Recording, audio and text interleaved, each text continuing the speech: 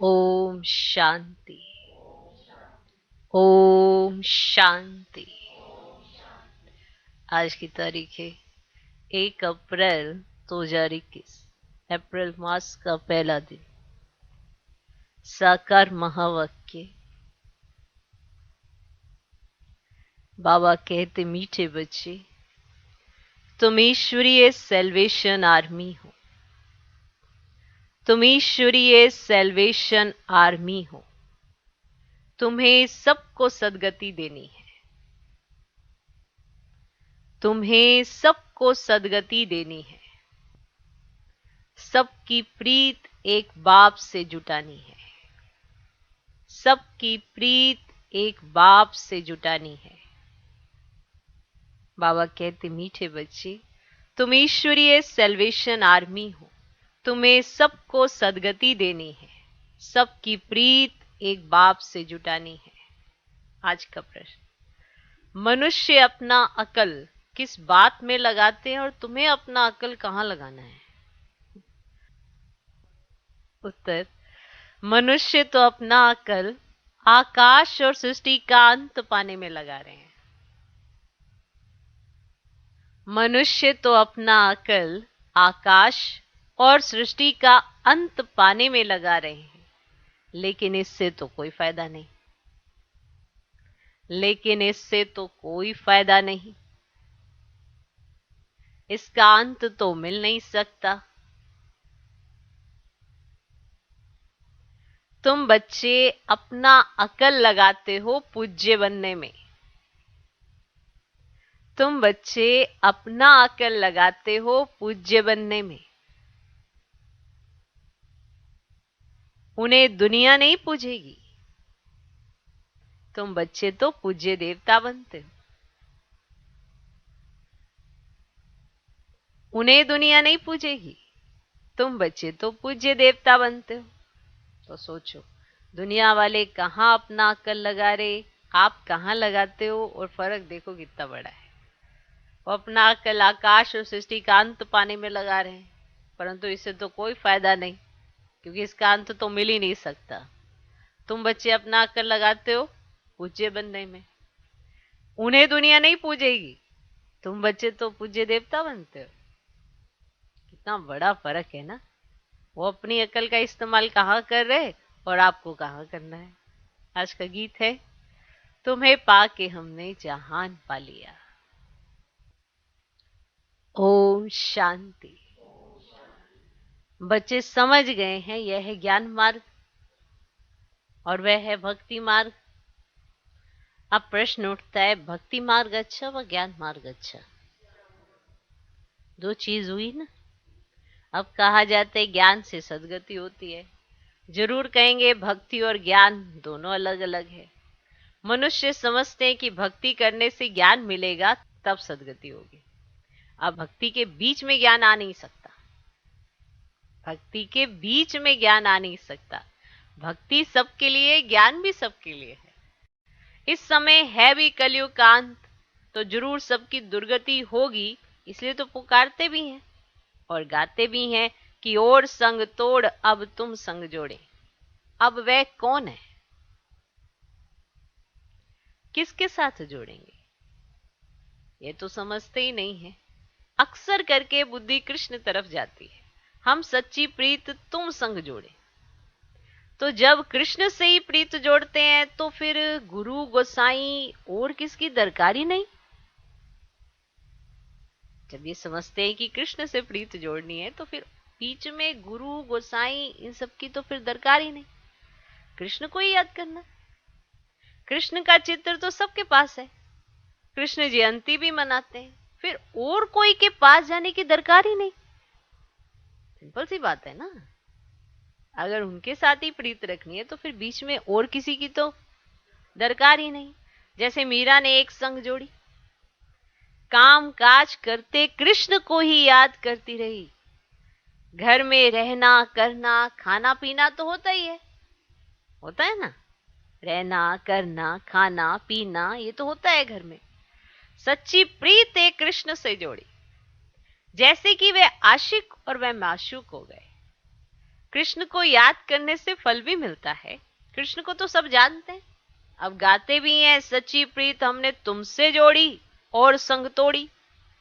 अब ऊंचते ऊंच सच्चा तो परम पिता ही है, सबको वर्षा देने वाला एक ही बाप है, उसको कोई भी जानते नहीं है।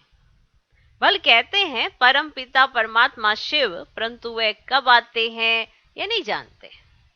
शिव जयंती होती है तो जरूर आते होंगे, कब कैसे आते, क्या आकर करते, किसको पता ही नहीं।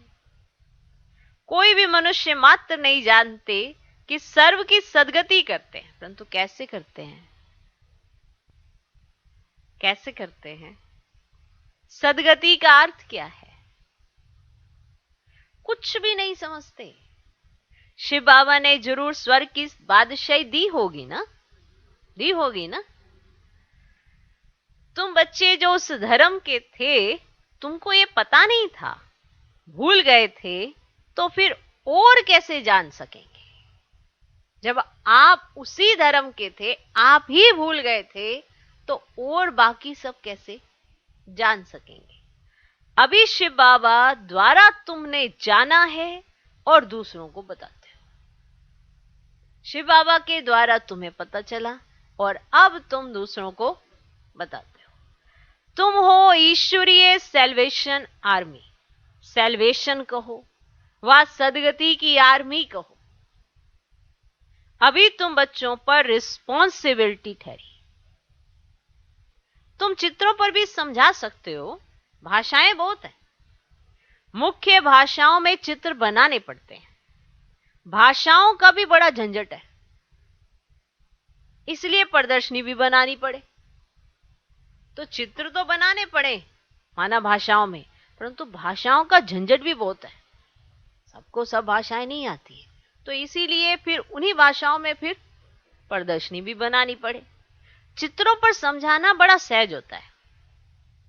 गोले में भी सारा ज्ञान है, सीढ़ी सिर्फ भारतवासियों के लिए है, इसमें और कोई धर्म है ही नहीं। ऐसे थोड़ी भारत तमो प्रधान बनता है तो और नहीं बनते हैं, ऐसा नहीं है कि भारत तमो प्रधान बना बाकी सब सतो प्रधान रहे, ऐसा नहीं है। तमो प्रधान तो सब बनते हैं, तो उन्हों के लिए भी होना चाहिए। ये सब बुद्धि में सर्विस के ख्याल आने चाहिए। दो बाप का राज भी समझाना है, वर्षा रचयिता से मिलता है। ये भी सब धर्म वाले जानते हैं कि लक्ष्मी नारायण भारत के पहले महाराजा महारानी थे व भगवान भगवती थे। अच्छा, उन्हों को ये स्वर्ग का राज्य कैसे मिला, सवाल यहां उठता है कि आखिर भी इन्हों को कैसे मिला।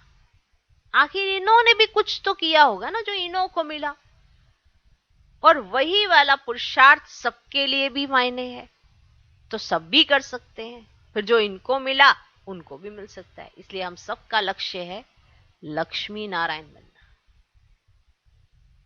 कितनी वंडरफुल बात है कि हमारा लक्ष्य क्या है, लक्ष्मी नारायण बनना। तो यह भी सब धर्म वाले जानते हैं कि लक्ष्मी नारायण भारत के पहले महाराजा महारानी थे व भगवान भगवती थे। अच्छा, उनको यह स्वर्ग का राज्य कैसे मिला? जरूर भगवान द्वारा मिला। उन्होंने ऐसे कर्म किए, उन कर्मों का फल दिया भगवान ने। ठीक, अब कर्म भी सिखाए भगवान ने और वो सीख गए। वो सीखे तो उनको उसका फल मिला, लक्ष्मी नारायण। कैसे कब मिला ये किसको भी पता ही नहीं है। अब गीता में कृष्ण का नाम डाल फिर परले दिखा दी है, रिजल्ट कुछ भी नहीं। यह तुम बच्चों को समझाना है। चित्र तो सब तरफ हैं, लक्ष्मी नारायण के चित्र भी होंगे, भले ड्रेस फीचर्स आदि और होंगे, जिसको जो आया सो बैठ बनाया है। माना लक्ष्मी नारायण का चित्र अभी आप कहीं और चले जाएंगे तो वहां पे भी बने हुए होंगे, लेकिन ऐसे फीचर्स और दिखाएंगे, तो जिसको जो आया वैसे बैठ बनाए। श्रीनाथ श्रीनाथनी ये राधे कृष्ण है ना। श्री राधे, श्री कृष्ण तो ताज वाले नहीं हैं, काले भी नहीं है, राजधानी लक्ष्मी नारायण की है, ना कि राधे कृष्ण की। मंदिर तो अनेक प्रकार के बनाए हैं। क्लियर? समझ में आया? तो राधे कृष्ण पर ताज नहीं है, प्रिंस प्रिंसेज है ना, तो ताज नहीं है। और लक्ष्मी नारायण पर ताज है, और लक्ष्मी नारायण की राजधानी है, राधे कृष्ण की राजधानी नहीं है। क्लियर? तो मंदिर तो अनेक प्रकार के बनाए हैं, नाम तो एक ही रखेंगे, लक्ष्मी नारायण। डिनाइस्टी लक्ष्मी नारायण की कहेंगे। राम सीता का घराना, लक्ष्मी नारायण का घराना, राधे कृष्ण का घराना नहीं होता है। ठीक, वो तो खुद बच्चे हैं। तो राधे कृष्ण का घराना नहीं होता है, लक्ष्मी नारायण का घराना, राम सीता का घराना, ऐसे होता है। ये बातें मनुष्यों के ख्याल में भी नहीं है। तुम बच्चे भी नंबरवार पुरुषार्थ अनुसार जानते हो। जिनको सर्विस का शौक है वे तो फटकते हैं। कोई कहते हैं हम समझते हैं, परंतु धीरे धीरे मुख खुलने की भी युक्तियां रचनी पड़ती हैं। कई समझते हैं वेद शास्त्र अध्ययन करने से, यज्ञ तप आदि करने से, तीर्थ करने से परमात्मा को पा सकते हैं, परंतु भगवान कहते हैं ये सब मुझसे दूर करने के रास्ते हैं। भगवान ने कहा है ये सब रास्ते मुझसे दूर करने के। ड्रामा में सबको दुर्गति को पाना ही है, तो फिर ऐसी बातें बताते हैं। आगे हम भी कहते थे कि भगवान जैसे चोटी है, कोई कहां से भी जाए, तो मनुष्यों ने अनेक प्रकार के रास्ते पकड़े हैं। पहले हम भी ऐसे कहते थे, माना वो एक चोटी है, जो इधर से चढ़ो, उधर से चढ़ो, उधर से चढ़ो।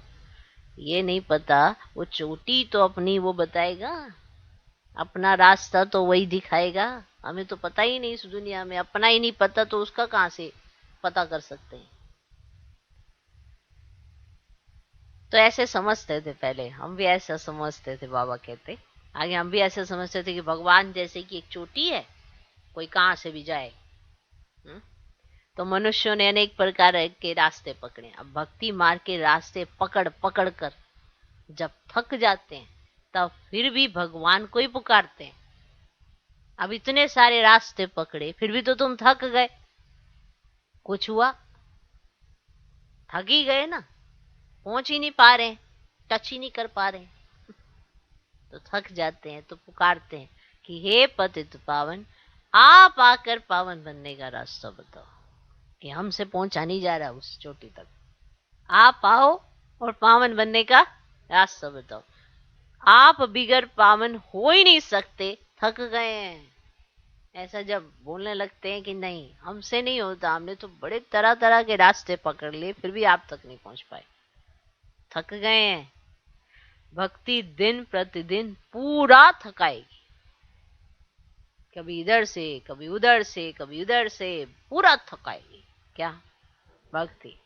अभी तो मेले आदि पर कितने लाखों जाकर इकट्ठे होते हैं। कोई मेला लगता है, कुंभ का मेला लगा लो, कितने लाखों जाके इकट्ठे होते, कितनी गंदगी होती है। हाँ, भगवान कहाँ, कितनी गंदगी होती है।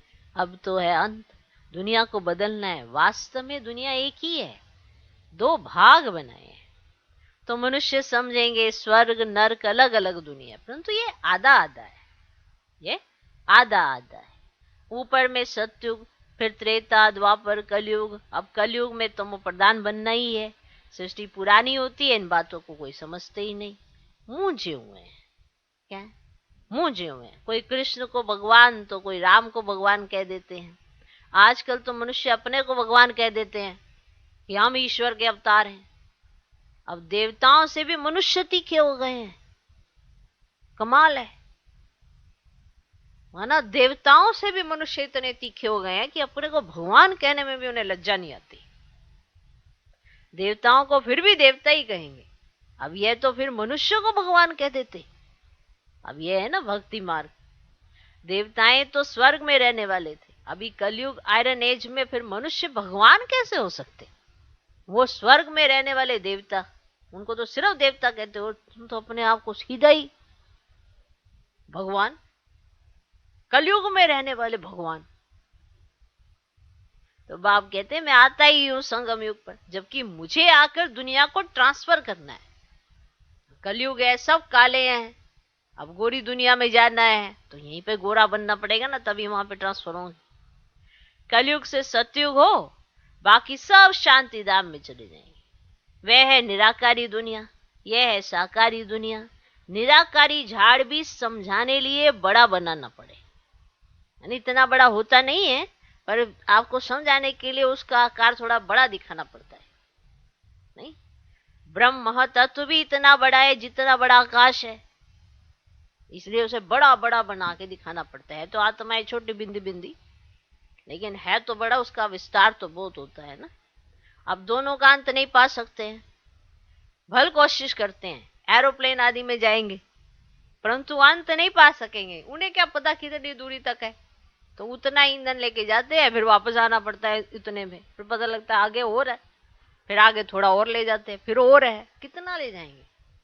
अब समुद्र ही समुद्र, आकाश ही आकाश है, का अंत नहीं पा सकते। वहां तो कुछ भी है ही नहीं, भल कोशिश बहुत करते हैं, परंतु इन सब बातों से फायदा क्या, बताओ। ऊपर जाके क्या मना, अब नीचे समुद्र के जाके क्या होगा, कुछ होगा? वापस तो आना पड़ेगा ना, क्योंकि जितना आपने सिलेंडर भर के गए हो वापस लौट के भी आना पड़ेगा, पता लगे अपना ही सिलेंडर खत्म है ना। लिमिट तो है ना, लिमिट में ही तो जा सकता है, ऊपर भी लिमिट में जा सकता है, नीचे भी ये जो समुद्र का ये देखने जाते हैं वहां पे भी लिमिट में जा सकता है। क्या अंत पाओगे, जबकि मनुष्य का शरीर भी लिमिट में है। 200 साल तक नहीं जी रहा कोई, 250 साल तक नहीं जी रहा कोई, लिमिट है कि नहीं है? तो सब लिमिट है। तो भल कोशिश बहुत करते हैं, परंतु इन सब बातों से फायदा क्या, समझते हैं हम अपना अक्ल निकालते हैं, हमारे अंदर ज्यादा अक्ल है, वो ऐसे समझते हैं कि हम अपनी अक्ल निकाल रहे हैं, देखो हमने क्या क्या कर लिया है, हम ऊपर तक चले गए हैं, चांद में प्लॉट बिक रहे हैं। तो समझते हम अपना अक्ल निकालते हैं, यह है मनुष्य का अक्ल। साइंस का घमंड भी मनुष्य में है, तो साइंस से परखने की कोशिश करते हैं भगवान को। कमाल है, देखो आप विचार जरूर करना कि मनुष्य का अकल इतना, माना इतना घमंडी हो गया मनुष्य कि उसे साइंस का इतना घमंड हो गया कि अभी तो हमारे हाथ में सारा कुछ है। क्या ये प्राकृतिक चीजें किसी के हाथ में है? एक ही दिन में फूल उगा के दिखाओ, करके दिखाओ, तो पानी की नदियां बहा के दिखाओ, नहीं ना, मेहनत तो लगती है ना। अब साइंस भी सहयोग तो तभी देगी जब कुछ होगा प्रकृति के अंदर, तब जाके साइंस सहयोग देती है। तो यह है मनुष्य का अकल। साइंस का घमंड भी मनुष्य में है, भल कितना भी कोई अंत पाए, परंतु उनको सारी दुनिया पूजेगी तो नहीं ना। भले वो ऊपर चला जाए, भले वो नीचे चला जाए, भले आकाश का अंत पाले, भले समुद्र का पाले, लेकिन उनको दुनिया पूजेगी तो नहीं ना। देवताओं की तो पूजा होती है। तुम बच्चों को बाप कितना ऊंच बनाते हैं, इस कंट्रास्ट को समझने की कोशिश करो। भले मनुष्य के पास कितना भी अकल हो, वो आकाश में चला जाए, समुद्र में चला जाए, कितना भी अकल हो, लेकिन उन्हें पूजा नहीं जाता, वो पूजनीय नहीं बनते। और भगवान तुम्हें कितना पूजनीय बनाते हैं, कितना ऊंचा बनाते हैं, सबको ले जाते हैं। देखो कितनी वंडरफुल बात है। तो देवताओं की तो पूजा होती है ना। तुम बच्चों को बाप कितना ऊंच बनाते हैं, सबको ले जाते हैं शांति धाम। भले ये सब जानते हैं, मूल वतन से आते हैं, परंतु जिस प्रकार तुम समझते हो वैसे दुनिया नहीं जानती। वे क्या है, कैसे आत्माएं वहां रहती है, फिर नंबरवार आती हैं, ये कोई नहीं जानते। ब्रह्म महतत्व में निराकारी झाड़ है, ये नहीं जानते, नहीं समझते हैं। सतयुग में थोड़े रहते हैं, बाकी सब आत्माएं मूल वतन में रहती हैं। जैसे ये साकारी वतन है, वैसे ही मूल वतन है। वतन कभी खाली नहीं होता, ना ये ना वह। वतन कभी खाली नहीं होता, ना ये ना वह। जब अंत होता है तो ट्रांसफर हो जाते हैं। कुछ तो इस वतन में रहते हैं, सारा वतन खाली हो जाए फिर तो परले हो जाए, है ना, इस वतन से भी प्रॉपर खाली नहीं। ऐसे ट्रांसफर होते हैं, समझते हो ट्रांसफर कैसे होते हैं? थोड़े इधर रहते हैं, थोड़े उधर जाते हैं। अब इधर वालों ने जब उधर जाना है तो उधर वाले जब इधर आ जाएंगे तो ये उधर चले जाएंगे। यहाँ है, यहाँ पे भी है, ठीक है। अब पुरानी दुनिया से नई दुनिया में जा रहे हैं, ऐसे चले गए। अब यहाँ पे कुछ है, ठीक है। अब ये दुनिया तो एक ही है ना, दुनिया दो तो नहीं है ना, एक ही दुनिया पे है ना, एक ही जगह सरवाइव कर रहे हो। तो जब सतयुग आ जाता है तो यहाँ पे जब देवी देवता आ जाते हैं तो ये जो पुराने होते हैं वो फिर ऊपर वतन में चले जाते हैं। तो दुनिया तो एक ही है, स्थान तो एक ही है।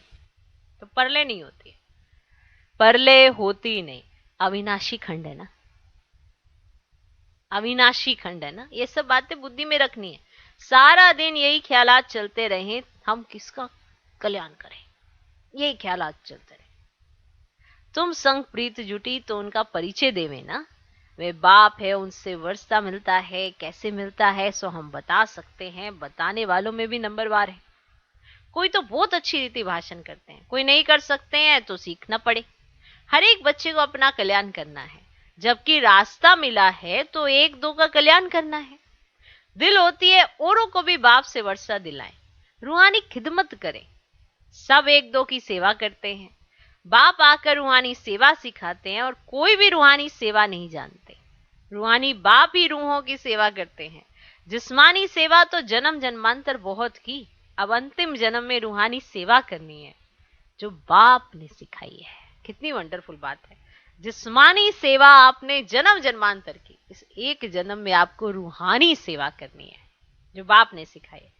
कल्याण इसमें है और कोई में फायदा नहीं। ग्रस्त व्यवहार में भी रहना है, तोड़ निभाना है, उनको भी यही समझाकर कल्याण करना है। प्रीत होगी तो कुछ सुनेंगे।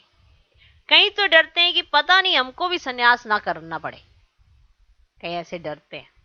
आजकल तो सन्यासी बहुत है ना, कफनी पहन, दो अक्षर सुनाया, खाना तो मिल ही जाता है, खाना कहां से। कोई दुकान पर जाएगा, दो पूरी दे देंगे, फिर दूसरे पास जाएगा, पेट पूजा हो जाती है। भीख मांगने वाले भी अनेक प्रकार के होते हैं। इस बाप से तो एक ही प्रकार का वर्षा मिलता है, बेहद की बादशाही मिलती है, सदा निरोगी बनते हैं। साहूकार मुश्किल उठते हैं, गरीबों का ही कल्याण करना चाहिए। बाबा प्रदर्शनियां बहुत बनवा रहे हैं क्योंकि गांवड़े बहुत है ना, गांव बहुत है ना। मिनिस्टर आदि समझेंगे कि ये नॉलेज अच्छी है तो सब सुनने लग पड़ेंगे। हाँ, आगे चलकर तुम्हारा नाम बाला होगा, फिर बहुत आएंगे। कट निकालने में टाइम लगता है, रात दिन कोई लग जाए तो शायद निकल पड़े। आत्मा प्योर हो जाएगी तो फिर यह शरीर भी छोड़ेगी। ये सब समझने की बातें हैं, प्रदर्शनी में भी समझाना है। मुख्य है सारी भारत की बात। भारत का राइज हो जाता है तो सबका राइज हो जाता है। प्रोजेक्टर से भी प्रदर्शनी में जास्ती सर्विस हो सकती है। धीरे धीरे वृद्धि को पाते जाएंगे, दिन प्रतिदिन तुम्हारा नाम बाला होता जाएगा। ये भी लिखना चाहिए कि 5000 वर्ष पहले भी ऐसे हुआ था। ये तो बड़ी वंडरफुल बातें हैं। बाबा इशारा देते हैं, बच्चे बहुत बातें भूल जाते हैं, कुछ भी होता है तो कहेंगे आज से 5000 वर्ष पहले भी ऐसे हुआ था। है बहुत क्लियर बात, परंतु जब किसकी बुद्धि में ये बैठे, अखबार में डाल सकते हैं तो कुछ समझे तो सही। ज्ञान मार्ग में बड़ी फर्स्ट क्लास अवस्था चाहिए। ऐसी ऐसी बातों को याद कर हर्षित भी रहना होता है। प्रैक्टिस पड़ जाए तो फिर अवस्था बहुत खुश मिजाज हो जाती है। वाह, प्रैक्टिस पड़ जाए तो अवस्था बहुत खुश मिजाज हो जाती है। अच्छा, मीठे मीठे सिकिलधे बच्चों प्रति माता पिता बाप दादा का याद प्यार और गुड मॉर्निंग। रूहानी बाप की रूहानी बच्चों को नमस्ते। हम रूहानी बच्चों की भी रूहानी बाप को नमस्ते नमस्ते नमस्ते। Good morning good morning good morning. धारणा के लिए मुख्य सार, पहला पॉइंट, और सबसे बुद्धि की प्रीत तोड़ एक बाप से जोड़नी है। और सबसे बुद्धि की प्रीत तोड़ एक बाप से जोड़नी है। और सबकी प्रीत एक बाप से जुड़वाने की सेवा करनी है। और सबकी प्रीत एक बाप से जुड़वाने की सेवा करनी है। और सबसे बुद्धि की प्रीत तोड़ एक बाप से जोड़नी है और सबकी प्रीत एक बाप से जुड़ाने की सेवा करनी है। दूसरा पॉइंट, सच्चा सच्चा रूहानी खिदमतगार बनना है। सच्चा सच्चा रूहानी खिदमतगार बनना है, अपना भी कल्याण करना है और दूसरों को भी रास्ता बताना है। सच्चा सच्चा रूहानी खिदमतगार बनना है, अपना भी कल्याण करना है और दूसरों को भी रास्ता बताना है। अवस्था बहुत खुश मिजाज बनानी है। अवस्था बहुत खुश मिजाज बनानी है। आज का वरदान, एक बाप की स्मृति से सच्चे सुहाग का अनुभव करने वाले भाग्यवान आत्मा भव। जो किसी भी आत्मा के बोल सुनते हुए नहीं सुनते, किसी अन्य आत्मा की स्मृति, संकल्प व स्वप्न में नहीं लाते, अर्थात किसी भी देहधारी के झुकाव में नहीं आते, एक बाप दूसरा न कोई इस स्मृति में रहते हैं, उन्हें अविनाशी सुहाग का तिलक मिल जाता है। ऐसे सच्चे सुहाग वाले ही भाग्यवान हैं जो किसी भी आत्मा के बोल सुनते हुए नहीं सुनते, किसी अन्य आत्मा की स्मृति, संकल्प व स्वप्न में भी नहीं लाते, अर्थात किसी भी देहधारी के झुकाव में नहीं आते, एक बाप दूसरा न कोई स्मृति में रहते हैं, उन्हें अविनाशी सुहाग का तिलक लग जाता है। ऐसे सच्चे सुहाग वाले ही भाग्यवान हैं। आज का स्लोगन, अपनी श्रेष्ठ स्थिति बनानी है तो अंतर्मुखी बन फिर बाह्य मुक्ता में आओ। अपनी श्रेष्ठ स्थिति बनानी है तो अंतर्मुखी बन फिर बाह्य मुक्ता में आओ। ओम शांति।